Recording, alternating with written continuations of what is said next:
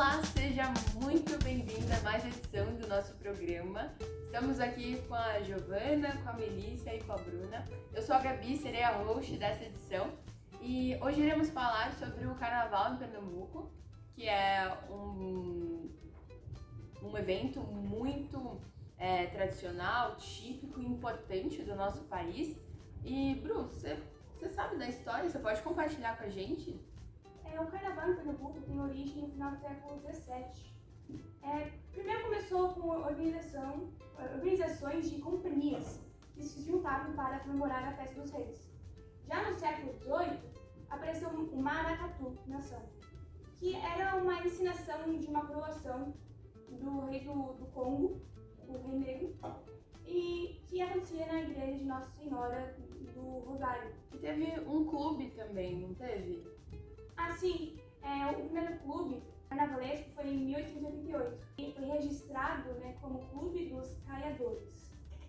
E até no final do século XX, a região já estava com o carnaval bem presente e com tradições que hoje existem, como as pessoas mascaradas, que eram pessoas mascaradas com capa, luz e máscara de fã. Voltando um pouquinho na história, você chegou até no século XX, né? Mas o frevo, que eu acho que é um dos cartões postais, né, do carnaval de Pernambuco, ele nasceu no final do século XIX. Na época ele foi bem marcado porque era o final da abolição da escravatura e o começo da proclamação da República.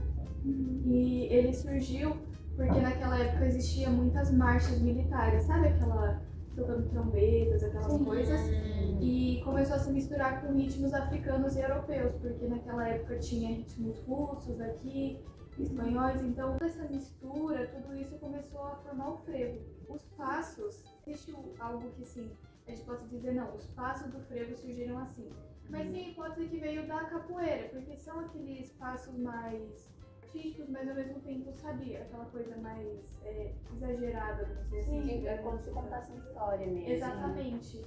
E até por bater ali o período da abolição da escravatura e tudo mais, o próprio nome frevo vem do verbo ferver. Só que por as pessoas de lá, eles falavam frever, que veio pela frevo. variação linguística. Exato. Sim, legal. Então ficou muito interessante. E tanto que você comentou sobre os clubes, existiam os clubes pedestres, que a gente chama de clubes de frevos, que eram basicamente pessoas comuns que iam pra rua para celebrar o frevo, que é algo que assim é muito importante para a cultura de Pernambuco, tanto que eles têm o dia do frevo, que é 9 de fevereiro e 14 de setembro, que são os dias do frevo. Muito interessante. E interessante que você falou dessa variação que, né, o frever, que tipo, linkou com o frevo. Não teve um apagamento, não, vamos colocar a gramática corretamente, teve uma valorização. E essa é uma característica do carnaval pernambucano, que ele abrange, ele é muito abrangente, não tem uma caixinha que você coloca, não, ele é isso, isso, isso. Ele tem várias, eu acho muito interessante isso. Falando dessa variedade que o Carnaval de Pernambuco tem, a Bruna comentou sobre o maracatu, que também é uma das coisas marcantes e que justamente é uma fusão de matrizes. Ele chega da matriz africana, da europeia, que são dos portugueses por conta da colonização, e da matriz indígena, porque o maracatu, o maraca, quer dizer, é um instrumento de percussão indígena, e o catu quer dizer bom ou bonito em tupi, então remete bastante a essa matriz indígena. Surgiu também durante o século XVIII, o que é engraçado porque a gente tá vendo aqui que é século XVIII, XVII, XIX, XX. É uma linha de tempo, né? Juntos, Sim. né? Tudo isso caminhou para tornar o Carnaval de Pernambuco tão rico em cultura e diversidade. Sim. Seguindo nessa linha também, tem dois tipos de maracatu. Você tem o maracatu nação, que foi o que a Bruna comentou, que também é conhecido como maracatu bate-virado, que ele tem essa celebração de reis e rainhas do Congo, mas que também tem a presença de outros personagens como a Calunga, que é uma boneca negra que representa uma rainha morta. Tem as iabás, que são as baianas escravas, no caso. E tem o rural também, não Tem o rural também, que, como o nome mesmo diz, ele remete aos trabalhadores rurais e agora ele representa essa luta deles. E também, nesse caso do rural, o personagem mais conhecido é o Caboclo de Lança ou Manuel. Você vê mais um exemplo de uma variedade, de várias vertentes, muito interessante. E você falando de bonecos me fez lembrar do Gigante de Olinda, né? Eles são icônicos. São os gigantes bonecos de Olinda, que também nascem de uma grande mistura, né? Os bonecos de Olinda, eles na verdade, eles nascem na Europa, porque eles vêm de festividades religiosas. Então, aqueles santos que a gente usa, no caso, em festivais religiosos são utilizados, teve um padre que veio para o Brasil e começou a contar para as pessoas ali de Belém, de Pernambuco e tudo mais, e começou a contar como era aqueles santos, né, enormes e tudo mais, e aquilo começou a mexer com o imaginário das pessoas que estavam ali. Até que uma pessoa, o primeiro homem, criou um boneco de papel machê e madeira, e ele foi chamado Zé Pereira. É o primeiro boneco de Olinda que a gente conhece. Hoje em dia, o mais famoso deles é o Homem da Meia-Noite, porque ele é conhecido por abrir o carnaval. Ele vira de sexta para sábado, então ele meio que realmente ele abre o carnaval. E aí ele cria toda uma procissão de pessoas e tudo mais. E hoje em dia esses bonecos de Olinda, eles tanto fazem de pessoas famosas, eles colocam pessoas mitológicas, lendas urbanas, como hoje em dia já tem pessoas comuns que querem ter os seus próprios bonecos, como um exemplo, pessoas que pedem bonecos de seus avós e tudo mais, e são encomendados. E outra coisa muito interessante que tem é porque lá em Pernambuco existe a Casa dos Bonecos.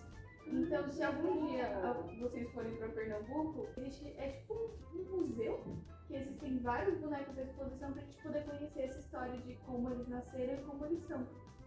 E até seguindo essa sua linha de raciocínio, da questão específica, algo característico, tem o Galo da Madrugada também, né? Pois é, na hora que a gente falou dos bonecos de Olinda, eu automaticamente pensei nos bloquinhos de rua, que são, se a gente for parar pra pensar na história do carnaval no geral, são os bloquinhos de verdade, aqueles que impulsionaram essa festividade aqui no Brasil. E falando sobre o Galo da Madrugada, uma coisa bem interessante que eu encontrei é que ele foi considerado em 94 pelo Guinness Book o maior bloco carnavalesco do mundo. Muito interessante. E isso que, se você for parar para analisar, o Carnaval de Pernambuco não é um dos mais difundidos no mundo afora. Que nem o do Rio de Janeiro, de Salvador e tudo mais. Mas, e Gabi, sobre a economia de Pernambuco? Então, o carnaval de Pernambuco é algo que movimenta muito a economia local. Então, de acordo com estimativas da Secretaria Estadual de Turismo, recebida a nossa produção agora, o estado recebeu 2,35 milhões de turistas.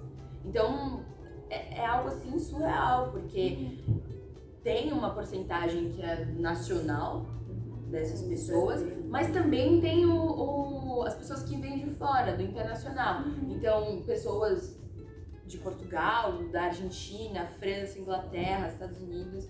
Então, você vê o interesse, a curiosidade dessas pessoas em explorar esse tipo de carnaval que não sei se tem algo... Uma cultura diferente, tão... eles estão acostumados. Né? Exato, algo tão... Aprender, né? Exato, explorar novas coisas.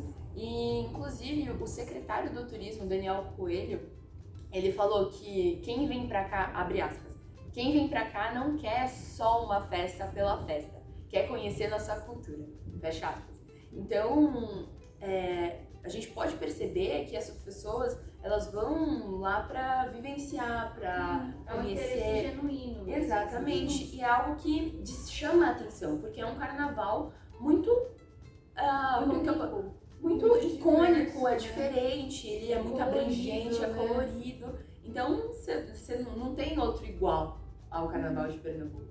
Então, a secretaria também fez uma pesquisa que esses turistas, 94% eles pretendem vir para o Carnaval de Pernambuco de novo no próximo ano e 74,5% eles preferem atrações com artistas locais. Então tem esse olhar para o artista local, porque muitas vezes nós brasileiros nós não damos tanto valor quanto uma pessoa de fora, por exemplo.